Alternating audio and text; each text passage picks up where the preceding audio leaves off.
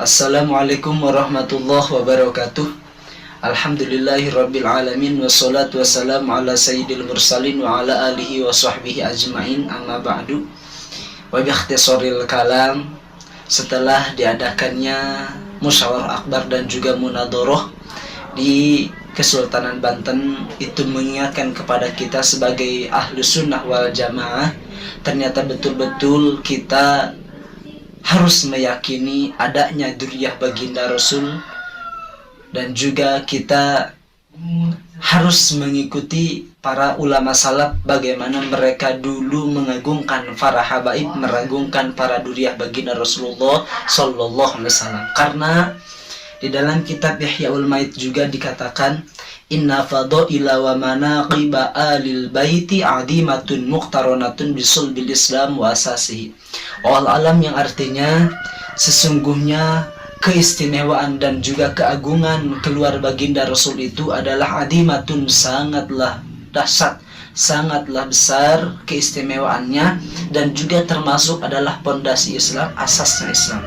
Sehingga dikarenakan kita melihat keistimewaan keluarga baginda Rasul yang amat luar biasa dahsyat, maka fa'ala qadri ta'zim yadharu husnul iman wa quwwatuhu fi qalbil insan.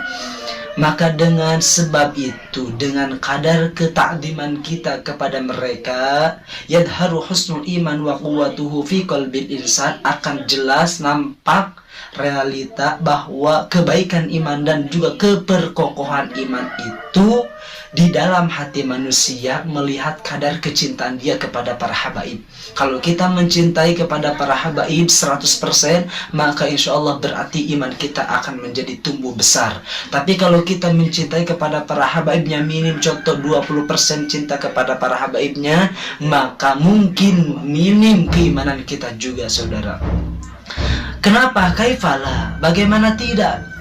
Wahum baitun nubuwah war risalah wal qudwah. Karena mereka itu adalah ahlu bait Nabi, mereka itu adalah keluarga Nabi. Masa iya kita mencintai Nabi? Konon katanya kita mencintai Nabi, kita mencintai Allah. Loh, dzurriyyah Nabi juga kita dicaci, dimaki. Kalau kita betul mencintai Nabi, maka kita harus mencintai para dzurriyyahnya. Kenapa? Jangankan Nabi loh, lihat di kitab Ta'lim Ta'lim juga, kita kalau misalkan mengagungkan para guru-guru kita, maka harus kita mengagungkan para anak atau dzurriyyah mereka. Wa min tawqirihi tawqiru auladi. Salah satu mengagungkan bahwa kita mengagungkan guru kita itu harus mengagungkan juga anak-anaknya, cucu-cucunya. Apalagi ini dzurriyyah Rasul yang jelas kita diajarkan di dalam Al-Quran pun Allah mengajarkan kepada kita lewat firman Allah. Allah nyatakan, qul la as'alukum alaihi ajro illal mawaddata fil qurba. Nah, kurba tersebut, kata Allah kepada Rasul, ya Rasulullah, kul, ucapkan oleh engkau wahai Rasul, la as'alukum alaihi ajro, saya tidak akan meminta upah apapun atas tentang dakwah ini, illal mawaddata fil qurba, hanya saja untuk supaya mencintai fil qurba, kerabat Rasul. Nah, Imam Sa'id bin Jubair menginterpretasikan, memperjelas tentang masalah kurba tersebut. Qala kurba Rasulillah adalah kerabat baginda Rasul Muhammad sallallahu alaihi wasallam. Bahkan di dalam kitab lain tentang masalah ayat kullu as'alukum alaihi ajra illal mawaddata fil qurba, kurba tersebut, qalu ya Rasulullah, ketika ayat tersebut turun kepada baginda Rasul, ini berasal dari Imam Ibnu Abbas radhiyallahu taala anhuma.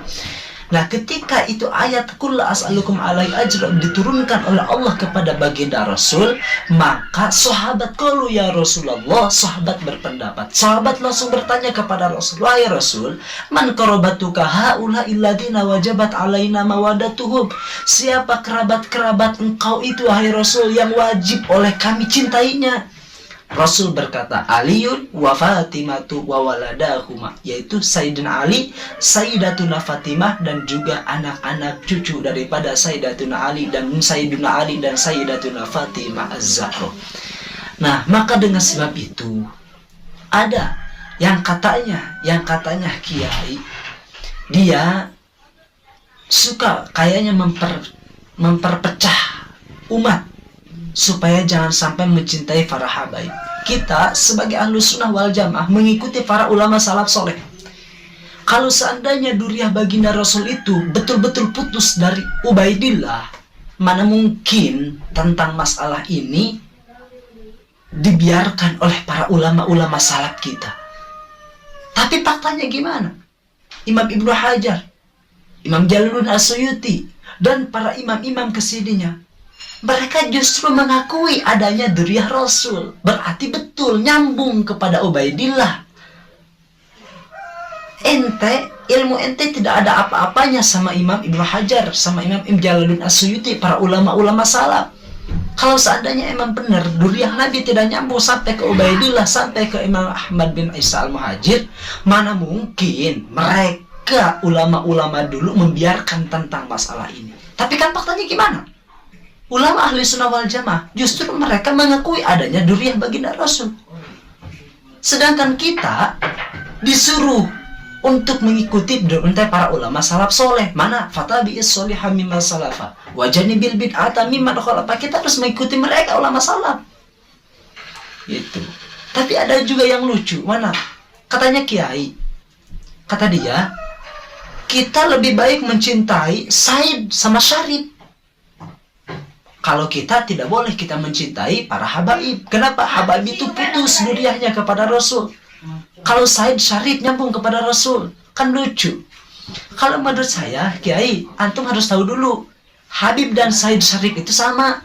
Hanya saja beda julukan, beda lakob, beda nama. Adapun faktanya sama.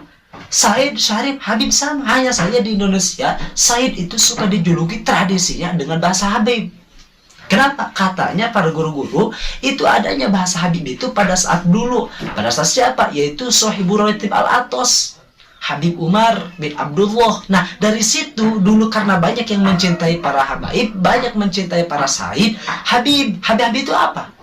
Habib itu kan kekasih. Habibi, kekasih saya. Ya Habibi, wahai kekasihku. Nah, karena mereka mencintai duriah Rasul saking luar biasa dahsyatnya, makanya suka dijuluk dengan bahasa Habib. Nah, sampai sekarang Habib itu siapa? Habib itu Said. Said itu Habib. Makanya nisbat antara Habib dan Said, panisbat bainal Habib wa Said nisbatun taradufun tahqiqiyun. Li'annahuma mutahidani fiddat wa mukhtalifani fil ibarat bi ikhtilafil itibarat. Mungkin antum juga Kiai tahu tentang masalah itu. Said sama Habib sama. Loh, kenapa lucu? Saya lebih baik mencintai Said dan Syarif daripada saya mencintai Habib. Karena Habib putus duriahnya karena Habib putus kepada Rasul nasabnya. Tapi kalau Said dan Syarif nyambung kepada Rasul, kan lucu. Padahal Said sama Syarif sama Habib sama. Hanya saja julukan, hanya saja panggilan yang beda, nama beda. Tapi kalau masalah hakikinya sama, esensinya pada faktanya sama. Gitu. Seperti mana tuh komenan, saya katakan namanya seperti Kiai Yusuf, katanya Kiai Yusuf yang dari Banten itu. Cobalah kita berpikir dengan secara jernih. Cobalah jangan sampai mempergaduh tentang masalah umat, tentang masalah ini. Udah, kita ikuti aja para guru-guru yang istiqomah. Mereka juga dulu mencintai para habaib. Mereka dulu juga mencintai para ulama-ulama. Jangan ini mah antum katanya ikut kemarin di Kesultanan Banten. Tapi kenapa kenapa ente enggak komentar tentang masalah ini? Setelah ente, padahal ente katanya ikut di sana. Ikut munadharah akbar. Tapi setelah pulang dari itu, kenapa ente jadi mencaci maki para ulama-ulama istiqomah yang membela para habaib? Kalau emang ente betul hasud, atau karena emang betul ente betul-betul mentiadakan para habaib, berarti seakan-akan ente mentiadakan Habib Abdullah Al-Haddad, pengarang kitab Dakwah Utama, pengarang kitab Nashihud Dunia. Loh, para ulama dulu juga sebagai Ahlus Sunnah wal Jamaah, mereka meyakini adanya para habaib, mereka meyakini adanya duriah Rasul. Habib Abdullah, Habib Hussein bin Abi Bakar, contoh Ali Dusduar Batang, dan lain sebagainya, masih banyak para habaib. Gitu. Kalau kita mengakui sebagai Ahlus Sunnah wal Jamaah, haruslah kita mencintai duriah Rasul. Yang sekarang mah di Indonesia itu suka disebut para habaib. Itu jangan suka memperpecah belah antara umat dengan para ulama, antara ulama dengan para habaib. Ayolah kita bersatu. Kan antum sebagai kiai punya ilmu bagaimana komenan, bagaimana akhlak. Kan antum juga tahu. Jangan sampai memperpecah umat. Jangan sampai umat dijauhkan dari ulama. Nanti kalau kita dijauhkan sebagai umat dijauhkan dari ulama, ingat Allah akan mencoba dengan 3 cobaan.